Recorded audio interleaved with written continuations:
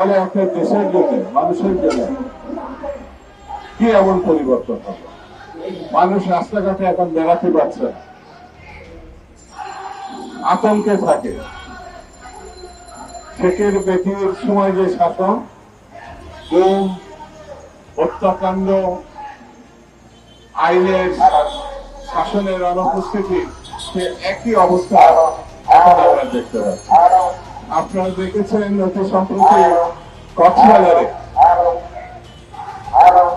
একটি বিশেষ বাহিনীর সঙ্গে জনতার যে আন্দোলনের প্রেক্ষিতে লড়াই, সেখানে যে একজন ছাত্রের মৃত্যু, সেই মৃত্যুর ময়না তদন্ত যেভাবে করা হয়েছে হাসিনার আমলের ক্ষেত্রে ওইভাবে ময়না তদন্ত করা হয়েছে।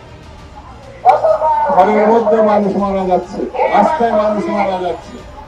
যদি একটি সরকার থাকতো তাহলে বোঝা যেত, গণতান্ত্রিক নির্বাচিত সরকার থাকতো তাহলে এর উপযুক্ত একটি অবস্থা দাঁড়াবে।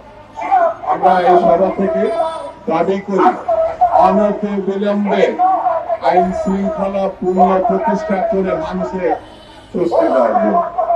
আমরা নির্বাচনের কথা বলেছি, জাতীয় সংসদের নির্বাচনের কথা বলেছি। কারণ হচ্ছে স্থানীয় সংসদের নির্বাচন করার জন্য ইলিয়াস আলী গুম হয় না, স্থানীয় সরকারের নির্বাচনের করার জন্য গণ-অভ্যুত্থান হয় না, স্থানীয় সরকারের নির্বাচনের জন্য 17 বছর আন্দোলন করা হয় না, 60 লক্ষ মামলা হয় না। এটা বুঝতে হবে সরকারকে। যদি এই ক্ষেত্রে টালবাহানা করা হয় বিশেষ কোন উদ্দেশ্যে, বিশেষ কোন স্বার্থে, বিশেষ কোন গোষ্ঠীর জন্য, তাহলে দেশের জন্য যে পরিণতির যে পরিস্থিতি তৈরি হবে সেটা খুব একটা সুখকর হবে না। আমি এইদিকে সরকারের দৃষ্টি আকর্ষণ করব, বাস্তবচিত দৃষ্টিভঙ্গি দিয়ে নির্বাচন সম্বন্ধে সিদ্ধান্ত নেব। যে লক্ষ্যে আমরা গণঅভ্যুত্থান ঘটেছে সেই লক্ষ্য হচ্ছে বাংলাদেশকে রক্ষা করা। জনাব তারেক রহমান বলেছেন প্রথমেই বাংলাদেশ, শহীদ জিয়া রহমান বলেছেন জীবন বাংলাদেশ, মরণ বাংলাদেশ।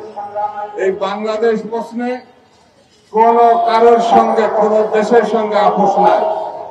বাংলাদেশে আমাদের শুরু, বাংলাদেশে আমাদের শেষ। সেই জন্য বন্ধুরা, সীমান্তে প্রতিদিন মানুষ মারা যাচ্ছে, নির্বিচারে তাদের উপর আক্রমণ করা হচ্ছে, সরকারের কোন উদ্যোগ নেই। আমি বলি, আমি সবাইকে আহ্বান জানাই, বন্ধুরা, দেশ জাতি জনগণকে রক্ষা করার জন্য ঐক্যবদ্ধ হওয়া ছাড়া আর কোনো পথ নেই।